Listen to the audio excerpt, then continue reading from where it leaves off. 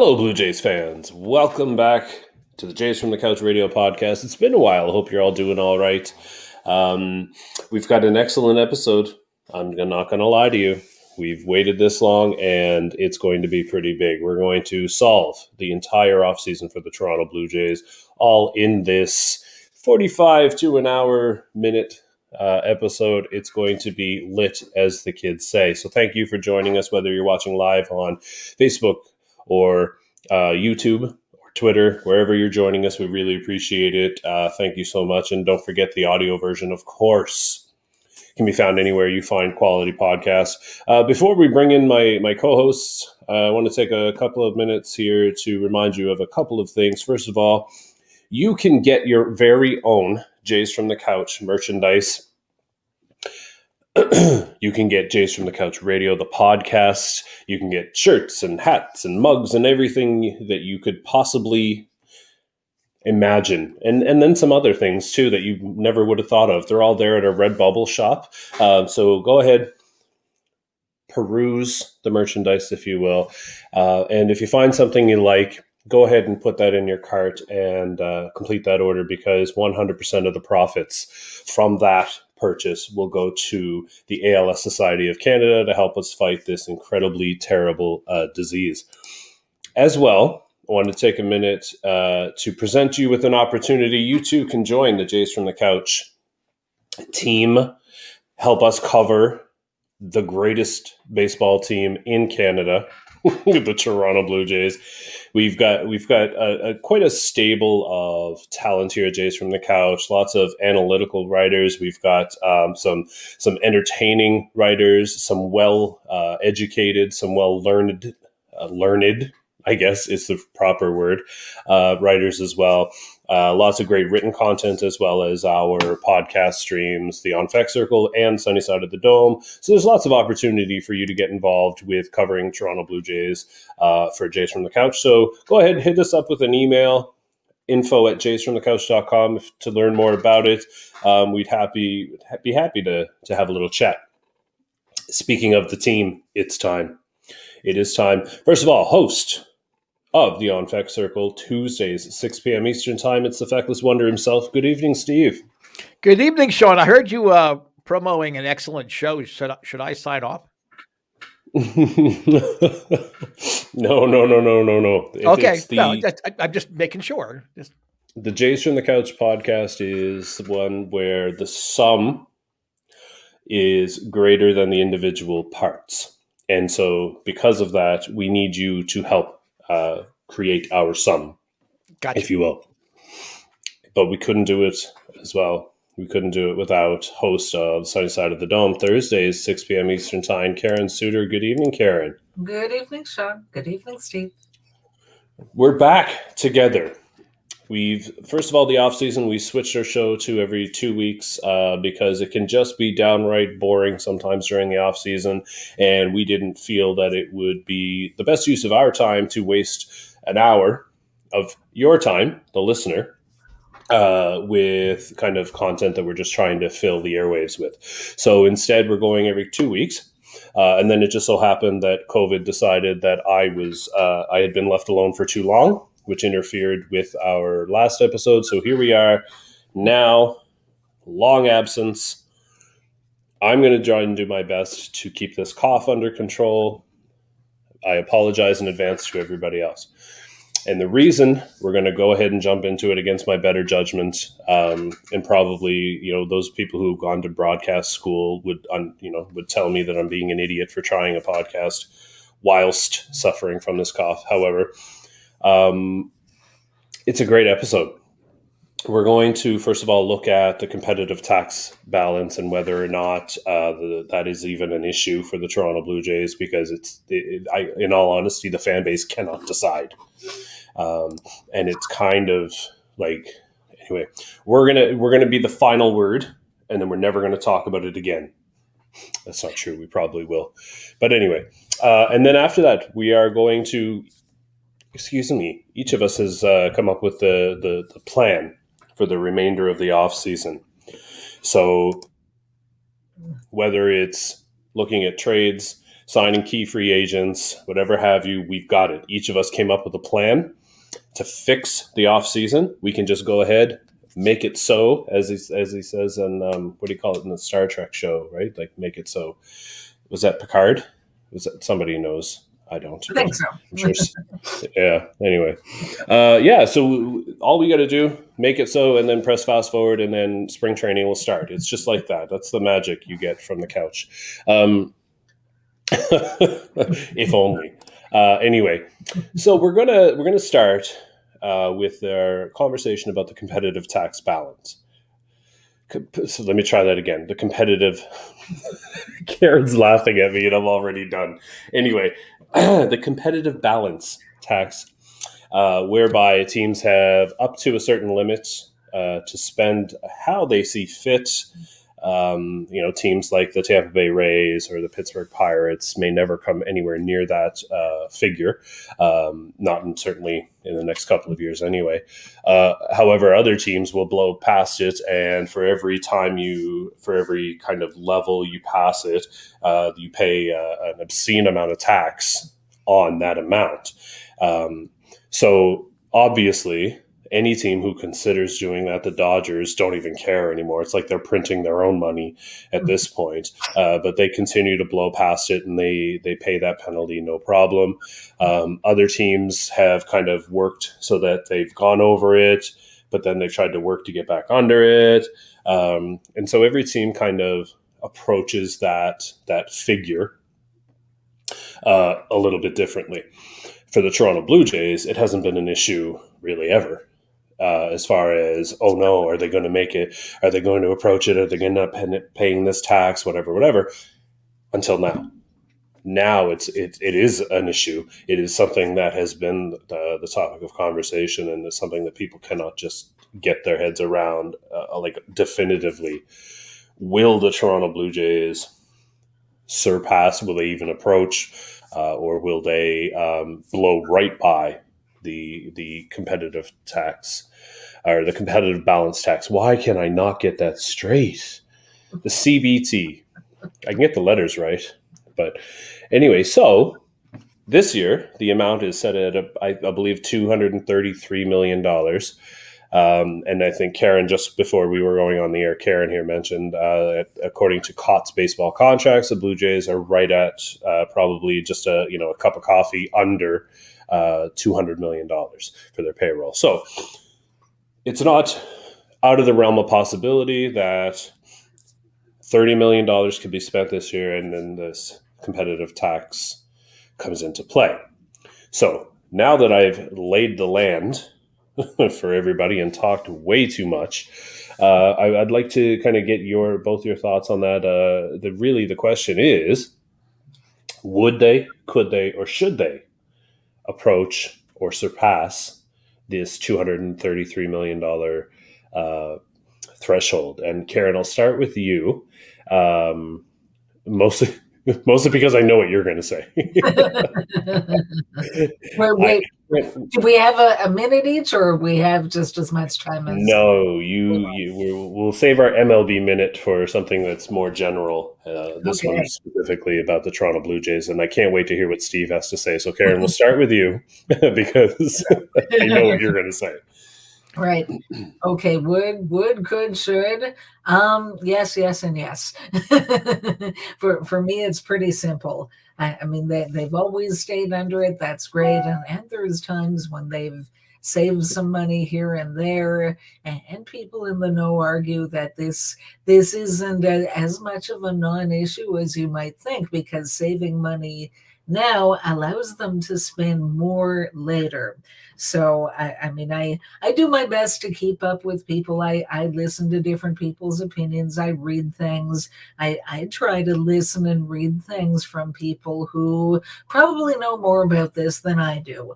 And one writer I try to read a fair bit of is Keegan Matheson, who, Shaun, I know you know him. He covers the Toronto Blue Jays for Major League Baseball.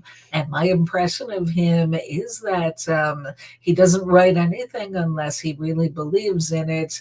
And I believe that being in the inner circle, writers like him, writers like Shai Davidi, and so forth, that they have more inside knowledge than somebody like me, and probably more so than most of us. So he writes, he wrote an article on Saturday and talked about the rotation and what they need in terms of the starters, talked about Manoah, Gosman, Barrios hopefully bouncing back. And then he says, to be a great team, though, the Blue Jays need to add at least one legitimate starter. Don't rule out a big, bold swing like a short-term deal with Justin Verlander. He named Verlander by name as a possibility. Verlander is projected, after the season he just had, to get a $40 million a year payday. That by itself would put the Jays over the CBT, and they're not done. They have other needs. At minimum, they need another starting outfielder. I don't think he would say something like that unless he was pretty confident that it is something they would do. That doesn't mean they'll get Verlander. He could choose another team.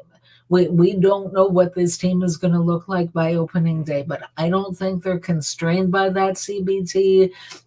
I think the time has come because the Jays are so close to a championship. I mean, other writers, other publications that have nothing to do with the Jays, no reason to favor the Jays, talk about if they sign this player, it could be a finishing piece for them.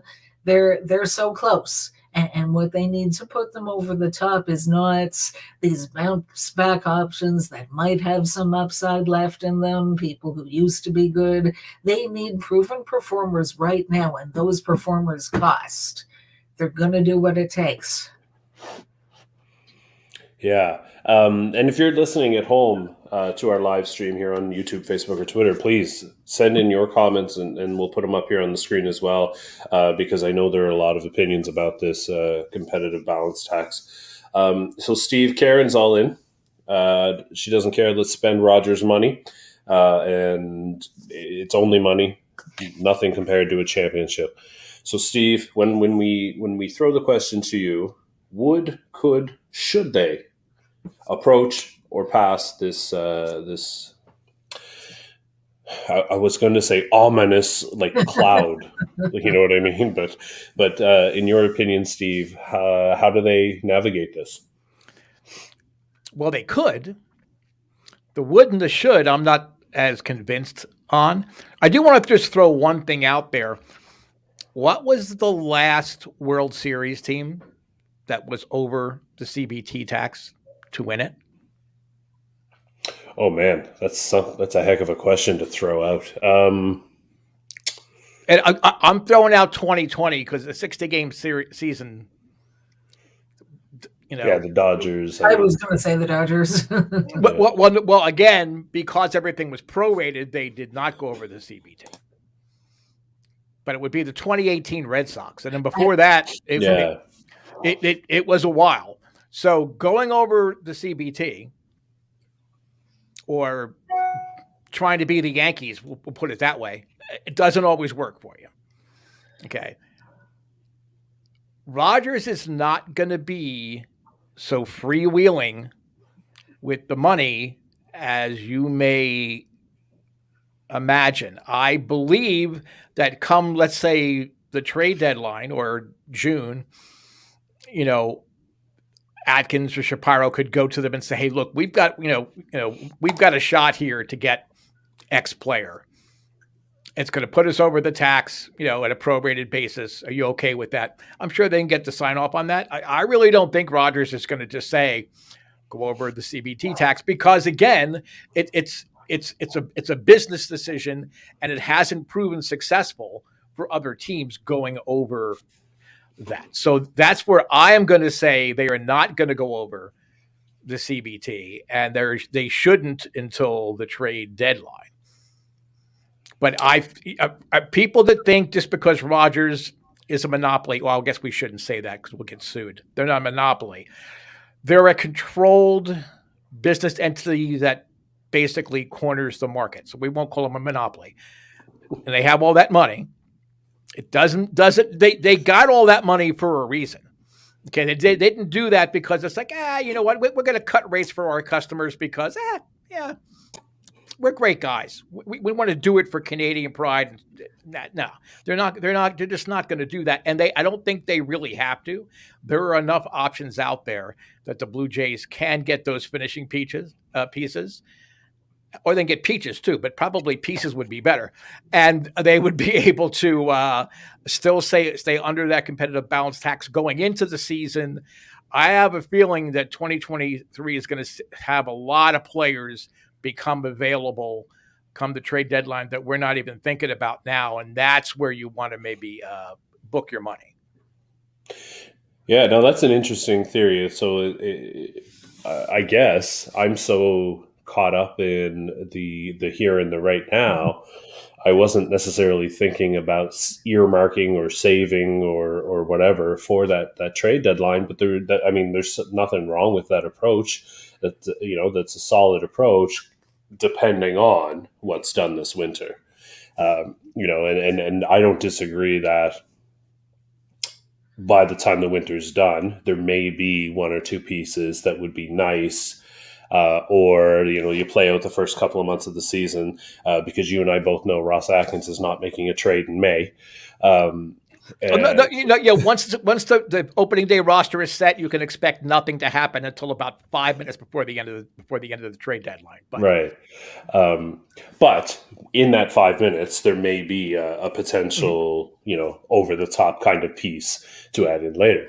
So, but for me personally.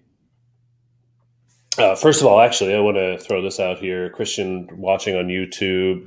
Welcome back, Jace from the couch. Thank you so much, Christian. This is our test run, obviously, for my voice, because on Wednesday, Christian and I will be debuting the OK Baseball podcast on Slasher Sports, whereby we will spend the offseason talking about all 30 teams.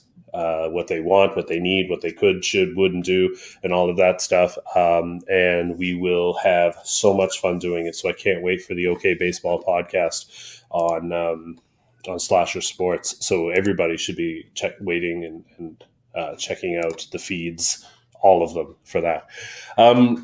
So with regard to this competitive balance tax, here's the thing: is that they're not going to intentionally start the offseason by saying, okay, let's go for it. That's our goalpost. We want to hit that goalpost and spend all the money. They're not going to do that. That would be stupid spending.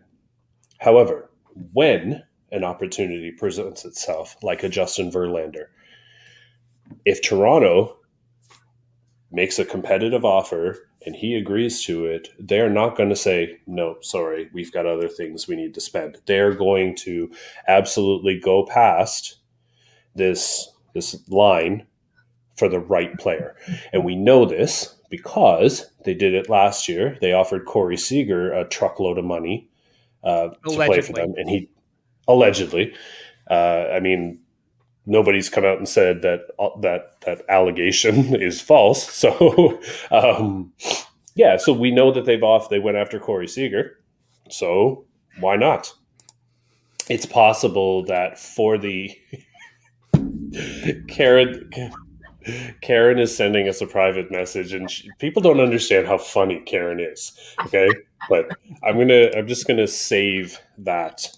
Comment. We'll keep that in an inside joke here. But anyway, for the right person, the Blue Jays absolutely would, could, and even should blow past this threshold. And here's why. Well, just 1 second. Sorry. We have been conditioned by this front office to look for deals and look for value. And it's caused us to look outside the box and think outside the box. But the Blue Jays, in the context of where they are right here, right now, today, they are very much in a position where they can think directly in that box. It's completely based on the context of where they are right now. Normally, I know in the past, I have said, I don't care about spending the money anyway. I don't care about that. I really don't. Rogers can afford it. Okay, like I'm not I'm not worried about that. And let's be real, after this summer, they've got some making up to do anyway. Shutting down our whole country. What do you think you're doing, Rogers? So spend some money.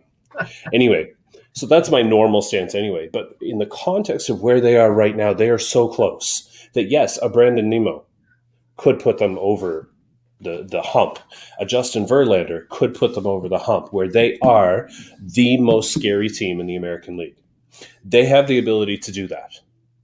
Whether or not they will, that remains to be seen, because as Karen is fond of saying, we don't know how negotiations go and what prompts somebody to sign on that dotted line or to agree to a trade or whatever have you. So as far as I'm concerned, would they?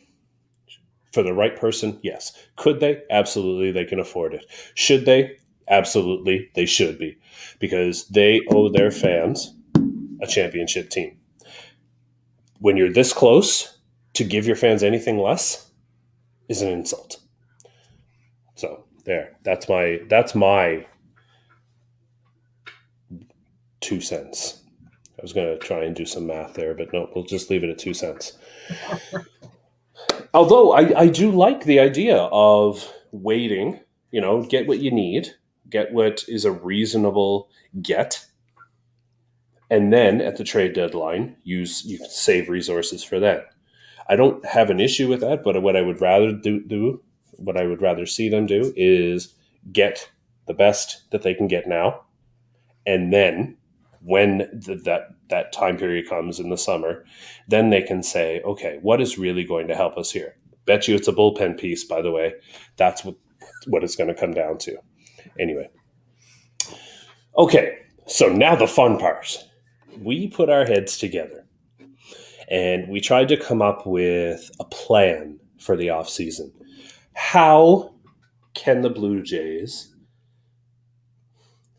complete their offseason? Filling the holes they need to fill, including the Teoscar size hole in right field that had been created. So they've got some work to do. So we each came up with a plan ranging from to So I can't wait to dive into this. And Steve, I'm going to let you lead off here, the George Springer of our lineup. So lead off ability with some pop. So here we go, Steve. I'm looking for your design here, right there. There you go. Oh my goodness, it's kind of half covering the screen here, a little bit too big, but there's a lot going on there. So Steve, I'm going to let you actually take the screen here. I'm going to remove Karen and I from the screen so that it's easier for everybody to see, but we'll still be able to hear you, and then we'll hop back on to tell you how much of a genius you are. Yeah, well, we know that's not going to happen, but I do appreciate the offer. Having just said that the Blue Jays are not that Atkins and Shapiro don't have the approval to go above the CBT, the first thing I would do is sign Cody Bellinger. We're going to talk about the offensive part in just a second. When you say you need a center fielder, what is the most important aspect of securing a center fielder? It's his defense.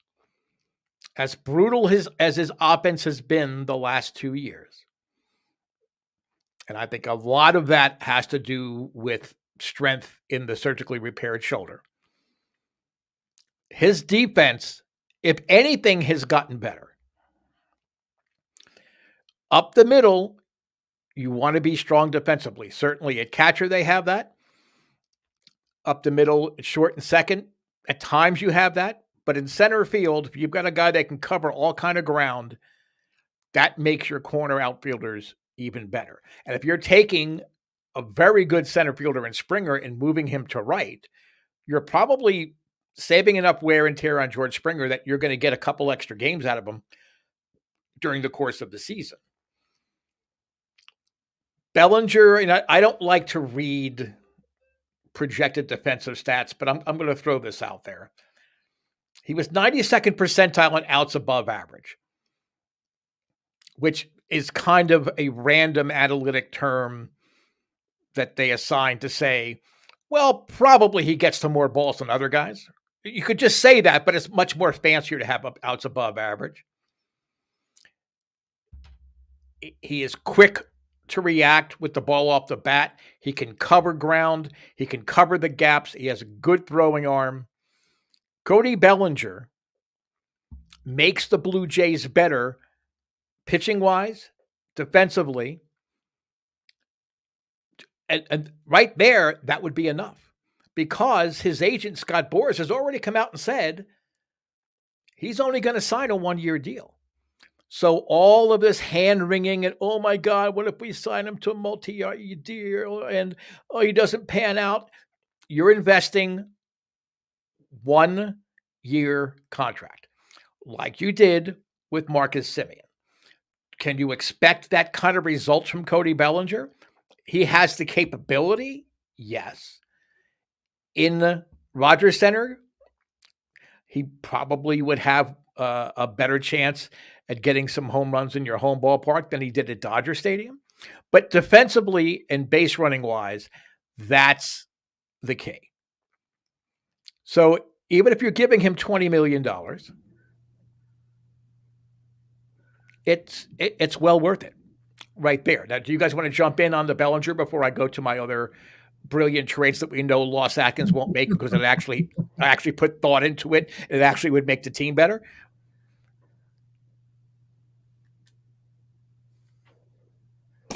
I do want to touch on Cody Bellinger, and because I think he is in some way part of the conversation for all three of us, even though he's not an option for me. But I do want to talk about Cody Bellinger because I think that that seems to be one of the big names that everybody is attached to. So maybe very quickly, I'll offer a bit of a response just to Bellinger, and then Karen, I'll let you do the same. I love the idea of having a center fielder first. I think that's important. I'm so concerned with his offensive production that, to me, you're getting a Jackie Bradley Zimmer.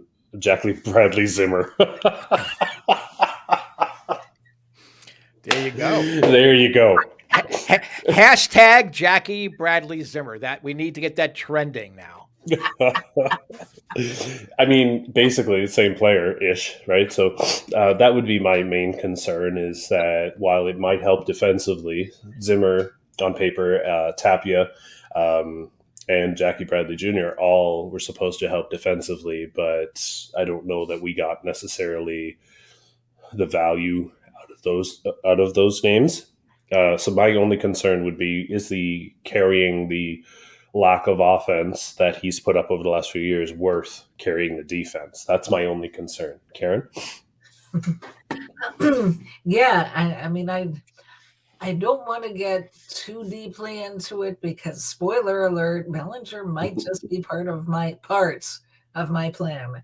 But essentially, I'm with you, Steve, in that defense is important. Particularly, I grew up as a baseball fan with the theory that you have to be strong defensively up the middle. So catcher, shortstop, second base, and center field. So, I mean, I haven't seen as much of Bellinger playing as it seems like you have.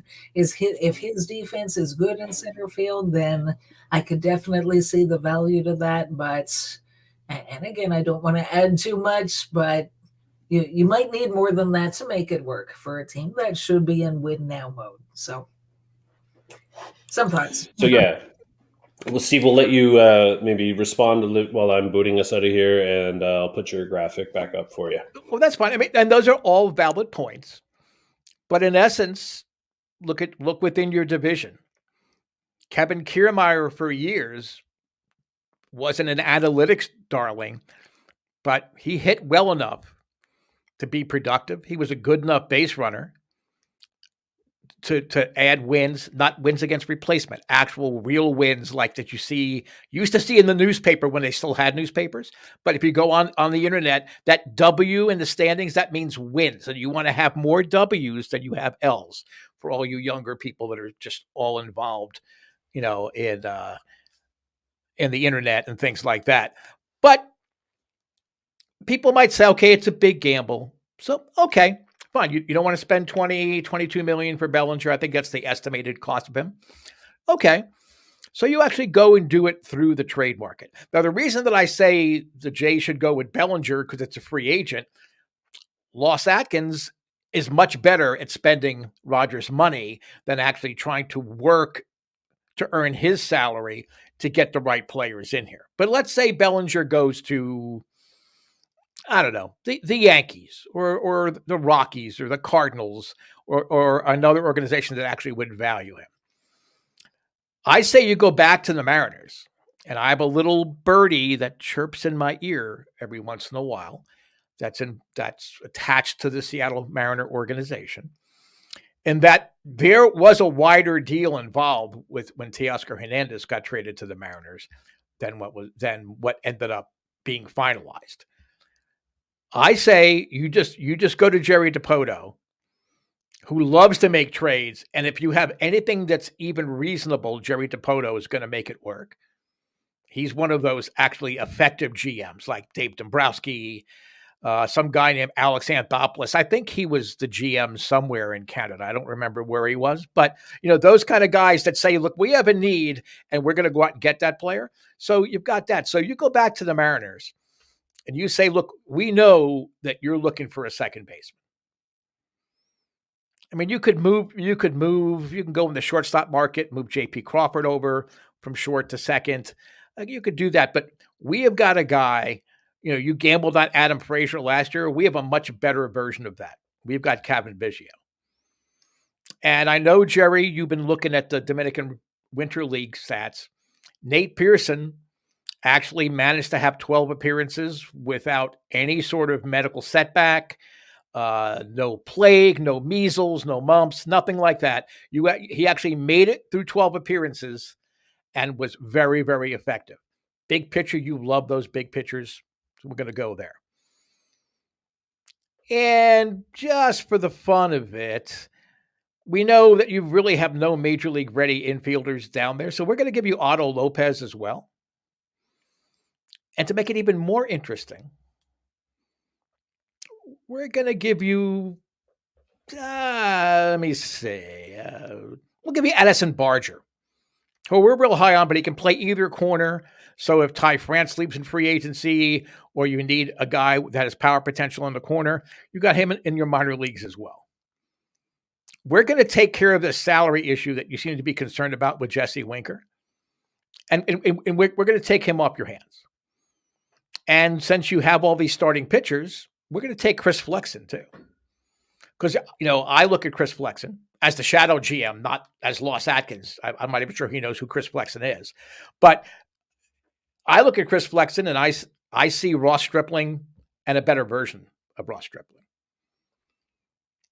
But, you're going to have to sweeten the deal because, we gave you two of our prospects. We want Cade Marlowe. I know he was your minor league player of the year in 2021, but he's that left-handed bat that we really, really would like to have as well and help groom and work into our lineup eventually. I know he does not quite put up the power numbers we think yet, but we're willing to gamble, because, we're just that kind of organization. You know how Canadians are much more friendly and much more concerned about the human race than Americans are. So we want to extend that Canadian hospitality out to you, Jerry Dipoto. Taking care of your problem at second base, adding Nate Pearson in to supplement your bullpen, maybe even be, a replacement starter here and there. Give you Otto Lopez, give you Edison Barger, and these are the guys we went back. Now, that deal right there, I would think they would do it in a minute. Now you can tinker with some of the players. Okay, maybe you don't want to give up Pearson. Adam Kloppenstein always pisses off Loss Atkins because he actually criticizes the way he's used in the minors. So you can move him, another big pitcher, 6'5", another big pitcher. You can put him in that deal if you want. But the way I laid it out, I think that's the way you want to go. And then one other sneaky deal that you could do if you don't get Cody Bellinger is you can trade for Mike Yastrzemski and a relief pitcher by the name of John Brebbia. And you'd have to surrender probably a catcher. The Giants know that Joey Bart's not going to be an everyday catcher. He's going to be a DH or a first baseman. So you give him Danny Jansen. Danny Jansen would work wonders with that young pitching staff that they're trying to develop there. And again, offer them a top 30 arm. I think Kloppenstein would fit really, really well into the Giants' philosophy of pitcher development. So that's how I would take care of this issue if I were the GM and if I were Ross Atkins and not Loss Atkins. That's how I would address it.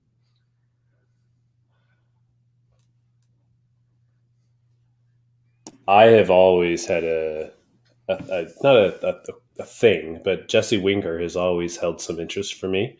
I do like the left-handed bat, and he does bring a different kind of bat to the lineup as opposed to Teoscar. Teoscar 30 home runs, 35 home runs. Winker may not hit that, but he will do other things well as well, which could help with the whole lineup issue.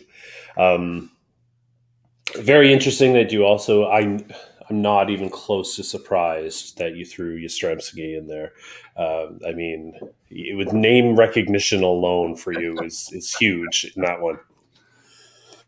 You see, I remember him at Vanderbilt. So when he had that breakout season when he probably escaped the Orioles mismanagement and went to the Giants, none of that surprised me. Mike Yastrzemski does everything very well. He even has some pop. You'd probably want to platoon him. So if you're serious about having Gabriel Moreno play some outfield, you would have Yastrzemski in center. He played a career-high 93 games in center, one error across almost 200 chances last year. And that's a spacious outfield in San Francisco. Okay, so he had to cover ground. Same thing over in right field for him. So he is the kind of guy that adds that dimension everybody's talking about, that please don't find Brandon Nimmo type of acquisition. Everybody's like, oh, Brandon Nimmo changes the lineup. Yeah, you've got a platoon guy that's going to bog down things on the bases and other things, but that's a different discussion. Yastrzemski fills that need. And John Brebbia, he was groomed as a starter with the Cardinals, but they had so many starters, they moved him to the bullpen, and he blossomed. He had a bad year in 2021 because he had an arm injury. He came back strong last year, a 1.6 WAR for a reliever that only pitched 68 innings.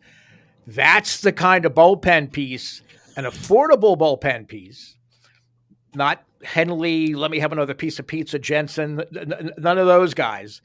Okay. An actual effective bullpen piece. He made league minimum last year. He's probably up for maybe a 1.5 salary in arbitration this year because he's arbitration eligible now. That's the kind of deal that you can make so that you can then spread out this money that everybody wants to spend and push up against the CBT and add the best available pieces that fill specific roles, not just give you big headlines. Mm-hmm. Mm-hmm.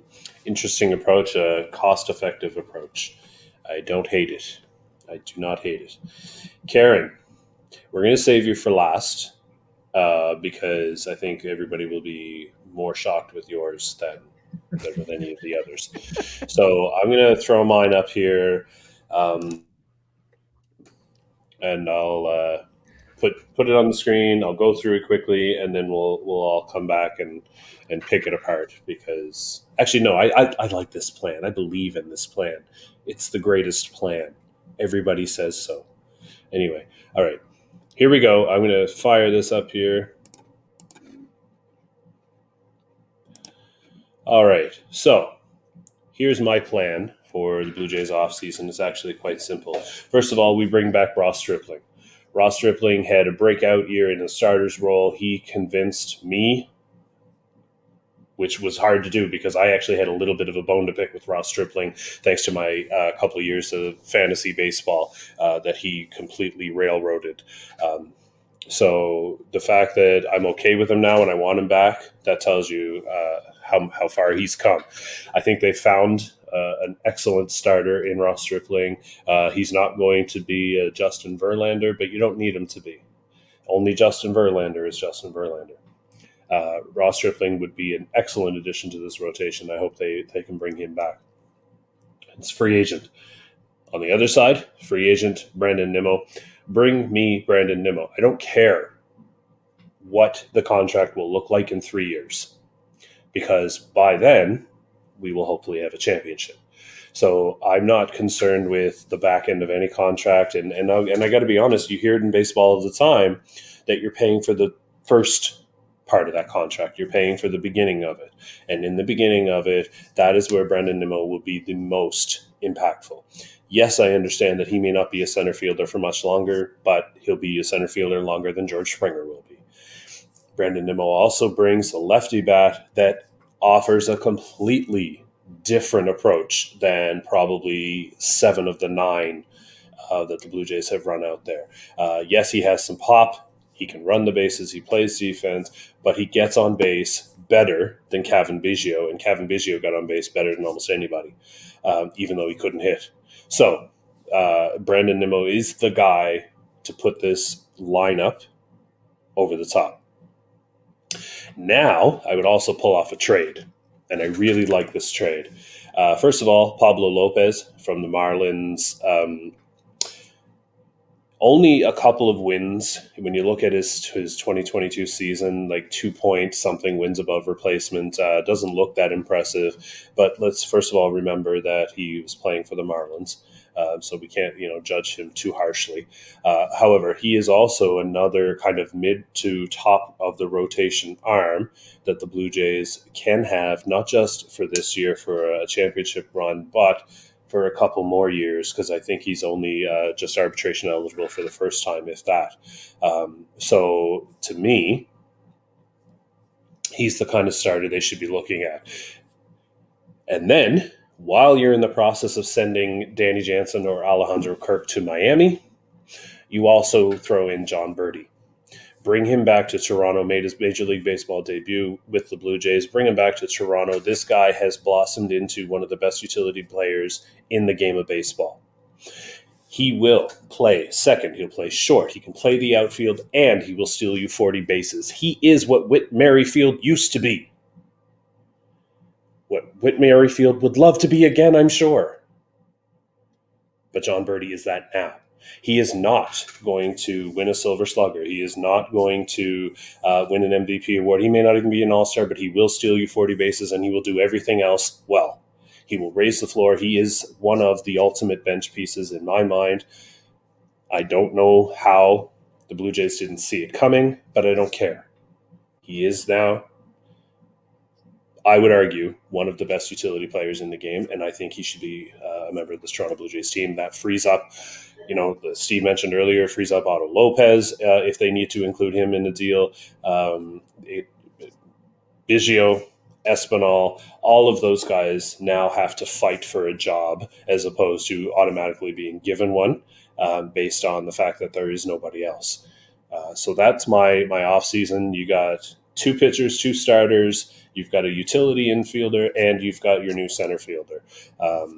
That, as they say, is a wrap. I could go on and on about how genius that whole thing is, but I'll throw it over to both of you to weigh in. And Karen, I'll start with you. Yeah, honestly, I really like that plan. In fact, when each of us was coming up with a plan, I was originally thinking of something fairly similar to that. And I think that could work. I wasn't imagining John Birdie's name being someone who could be reacquired by the Jays, but overall, I think you've got some good ideas there. I think something like that could work for them on a number of levels. So, yeah, it'd be interesting to see what they do. Go ahead, Steve. Tell me how I'm crazy.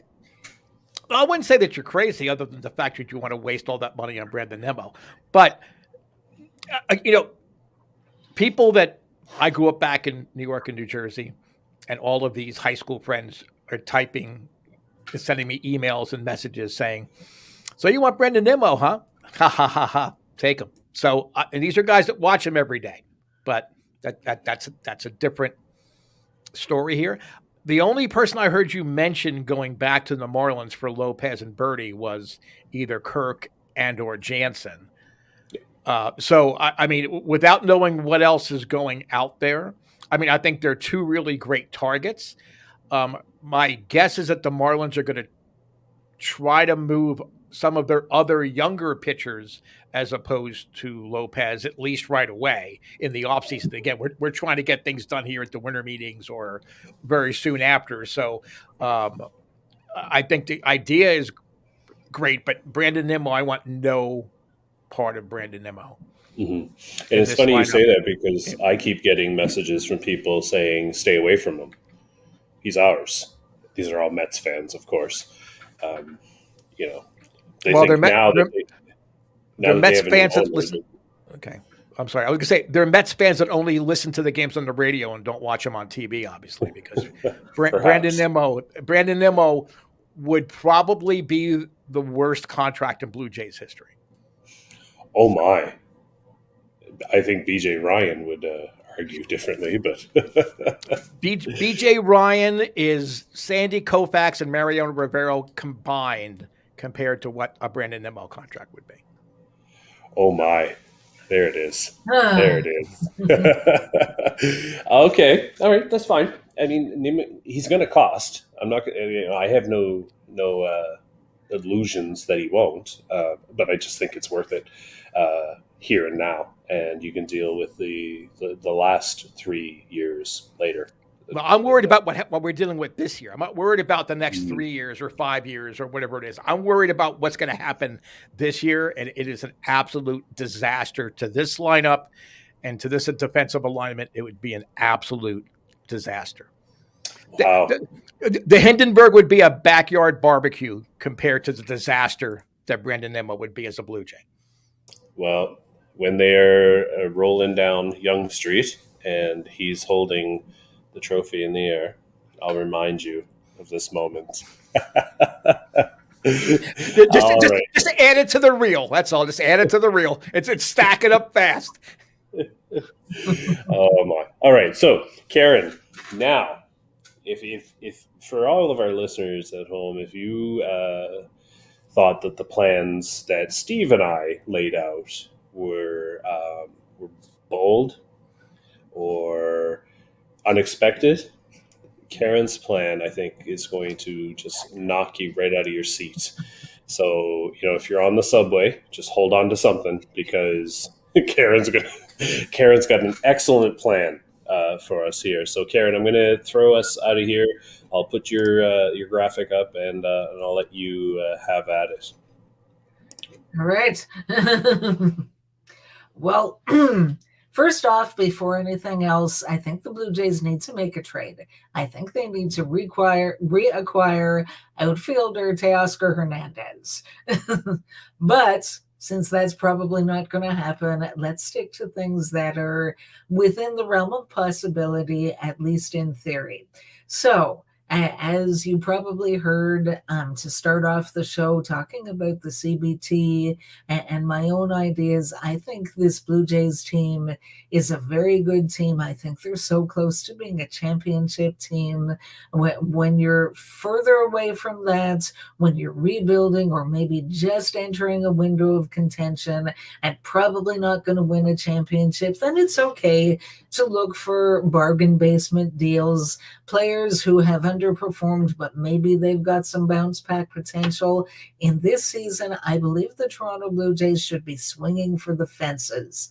I think they have the financial wherewithal. I think, as we were saying before, they're not going to go out and spend money for the sake of spending money. I don't think they have a goal to spend money. I think they have a goal to improve this team, and if and when the right players become available to the Toronto Blue Jays, they will do just that. So here's what my dream scenario looks like on top of the players that they've already got. Number one, free agent starting pitcher Justin Verlander, coming off of the 2022 Cy Young Award.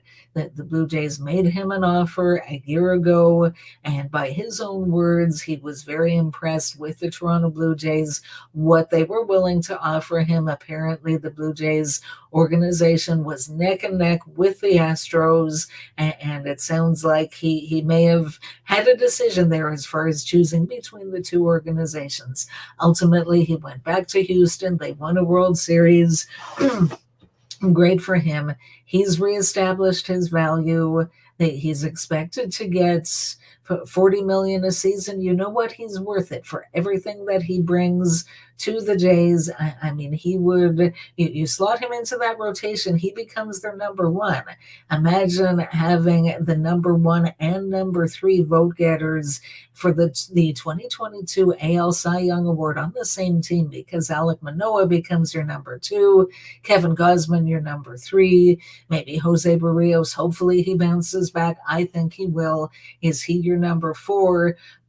Should they bring Ross Stripling back as a number five starter, or maybe he's number four and Jose Barrios is number five? I mean, he's worth it. What is he projected to earn? $10 million a season? I think he's more than shown that he's good enough to do that. He stepped in. He's done everything the Blue Jays have asked him to. When they needed a starting pitcher, when Hyun-Jin Ryu's season was over, he joined the rotation and he gave them, I think, more than they could possibly have hoped for. He's a commodity that they know. I think that rounds out their rotation very, very well to have that 1 through 5.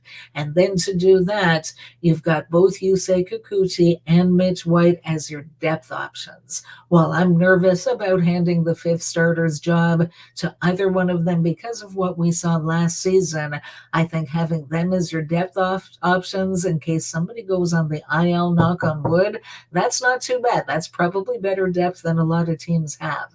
So I like the rotation.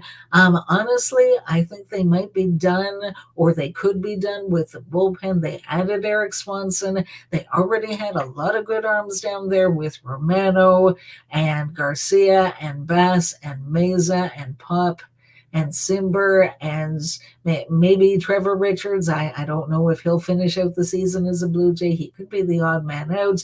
But then you've got guys like Nate Pearson who might be a factor at some point, maybe Yasser Zulueta. So they might have more good arms than they have spots for. I'm not that worried about the bullpen anymore. What they need is the outfield. They've created, as they said, a giant hole. I picture a Teoscar-size hole in the right field wall because he's gone, and it's not just him.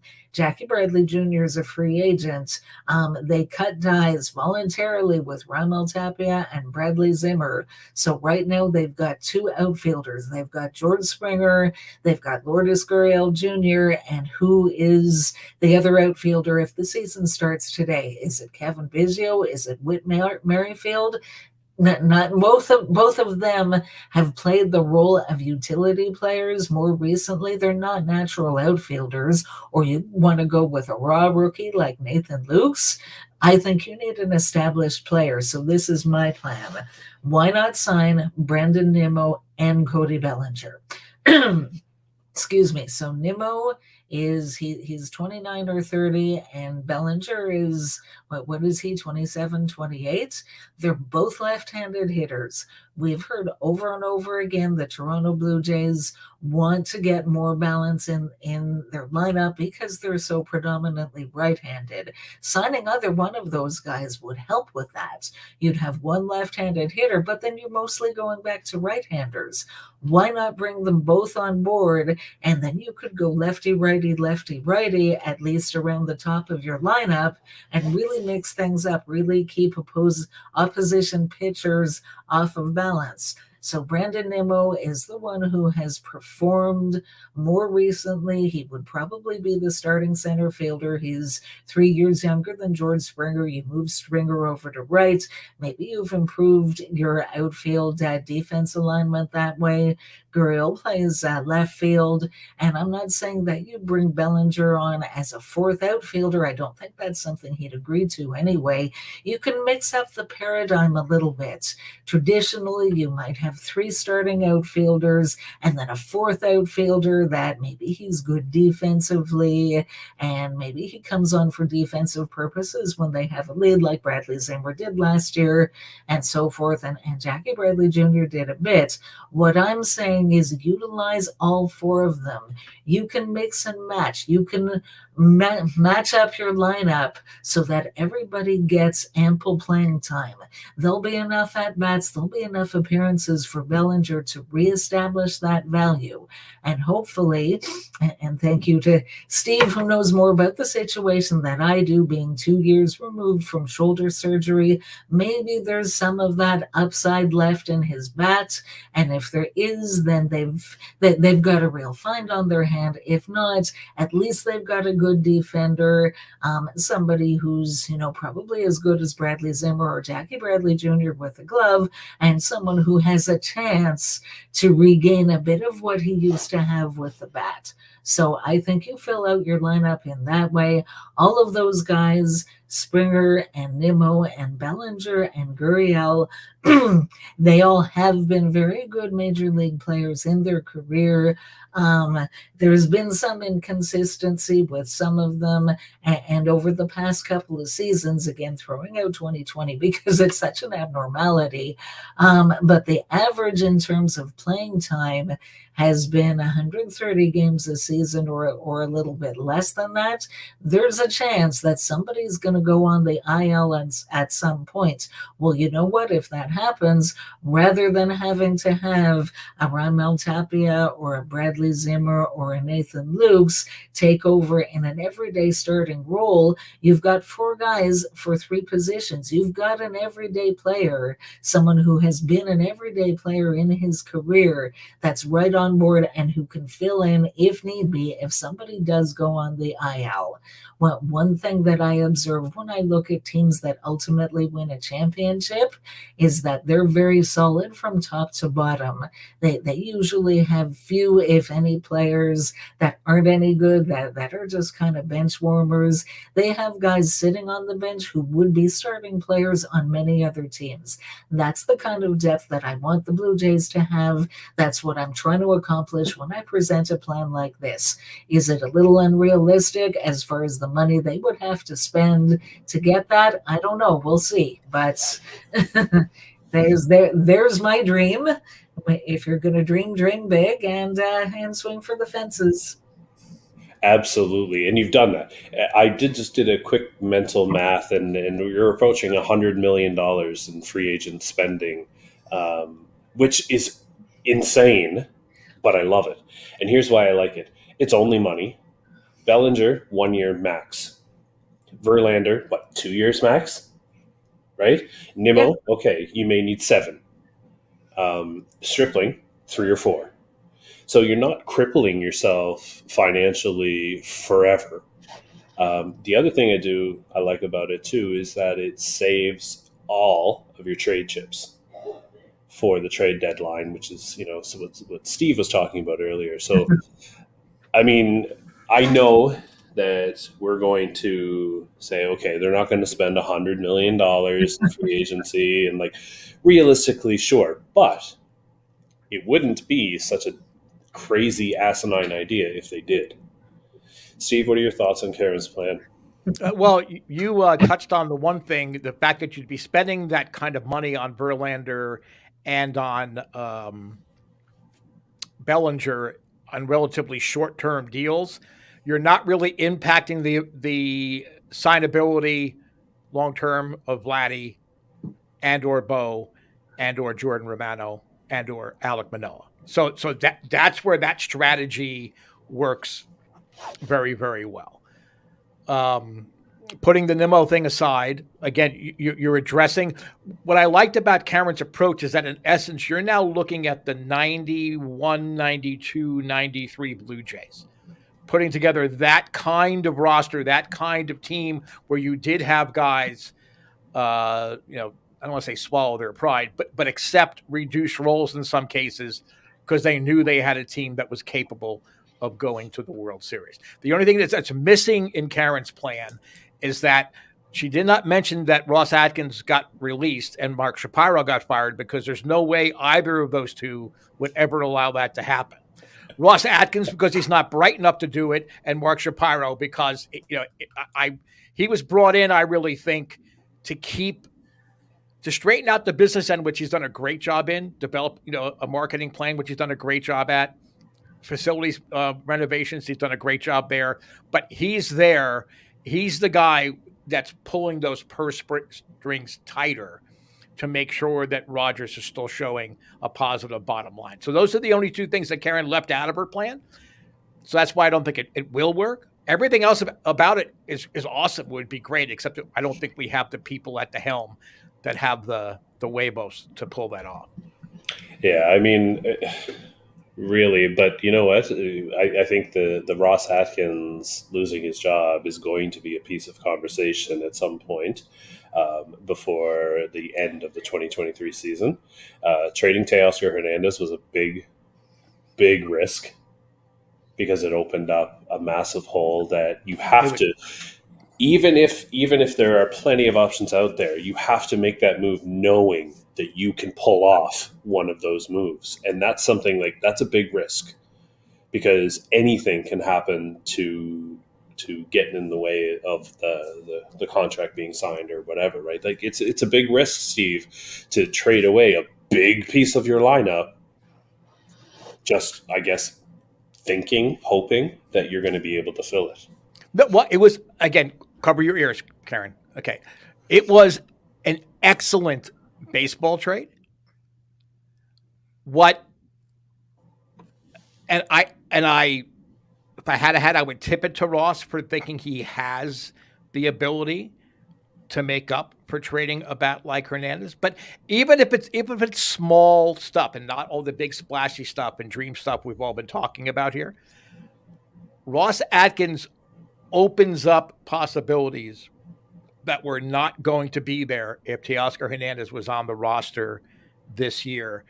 And I will go as far as saying that Swanson will be as valuable in the win column, not statistically, not analytically, not projected, weighted, whatever you want to do, but he will be as valuable to the Blue Jays championship chase as Teoscar Hernandez will be to the Mariners championship chase. I mean, yeah, that's entirely possible. However, I'm just in shock, that Teoscar,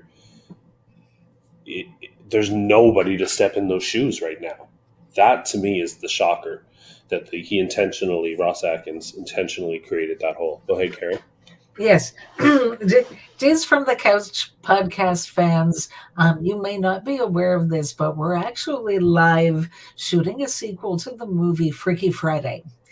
Because Feckless Wonder and I had switched bodies. He, if you didn't notice, he just praised a Ross Atkins trade move.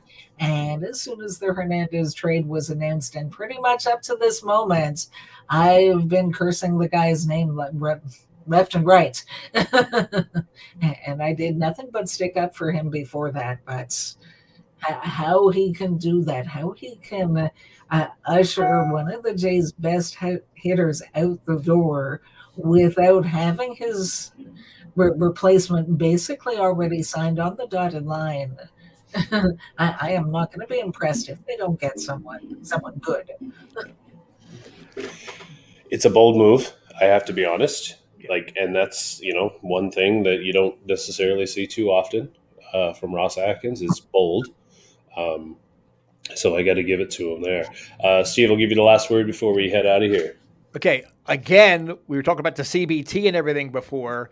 Ross Atkins had to do that in order to maximize the opportunities on returns on any trades that he's going to make, or even free agent signings. But I mean, that's why Teoscar Hernandez had to be sacrificed. It's proper management of the CBT and payroll projections down the road. He had to go now so they could bring in salary or take on salary that they would not have been able to do that if he was still here. Right. Even though if you ask him, he will say, we didn't have to do that. We didn't have to free up anything. You know, well, and this will be the fun thing. Why would you ask him anything? Because he's not going to tell you the truth, and he's not going to give you an answer. So just make it up in your head. Just write it down. You know, remember those little games? Those little games in grammar school that used to, like, with the fingers, and you pull up the little flap. That's what dealing with Ross Atkins is like. You never know what the answer is going to be. Does she like me? Maybe. I mean, that's it. Ross Atkins is one big maybe. That should be on his tombstone. Maybe. And that's why this offseason is going to be interesting, because I was going to say, like, follow what Ross Atkins says, because I wonder how many times he's going to contradict himself this offseason. Because already you're saying traded Teoscar Hernandez, because it gives us more run prevention. But we didn't need to trade Teoscar Hernandez to do anything. And okay, just stop talking, because it's not making sense. So follow along all winter, as we will be. We'll be here every second Monday doing Jace from the Couch podcast. I want to thank you to everybody who is tuning in, watching live. Dulcimeris, thank you. We didn't get to your comments, but that doesn't mean we don't know you're out there, and we appreciate it nonetheless. For Christian, looking forward to the OK Baseball podcast with Christian on Slasher Sports starting on Wednesday as our first episode. And of course, on the alternate week, we've got Sunny Side of the Dome and the On-Fec Circle coming at you. So every week, there's Blue Jays stuff from Jace from the Couch, and of course, all of our written content at jacefromthecouch.com, where, if you visit, you can also find the links to support our ALS campaign. Buy yourself some nice swag. You can get an On-Fec Circle t-shirt like Steve's wearing there. You can get a Jays from the Couch, anything. Just literally just about anything you can imagine. It's all there at our Redbubble shop. And of course, 100% of the profits go to the ALS Society of Canada. So for Karen, for Steve, for everybody at Jays from the Couch, I want to give a massive thank you to everybody for tuning in again. I can't tell you how much we appreciate the support, whether it's live during the show or after the fact when the audio comes out. Keep those conversations coming. Let us know what you thought about our show, whether it's Jays from the Couch or a comment. Hit us up on Twitter at Jays from Couch. I'm interested to hear what everybody who's watching has to say about what is going to be an interesting offseason one way or another. It's going to be fascinating. So, Karen, for Steve, for all of us at Jays from the Couch, this is Shaun Doyle, hoping life gives you a juicy fastball down the middle, and you don't miss it. Take care.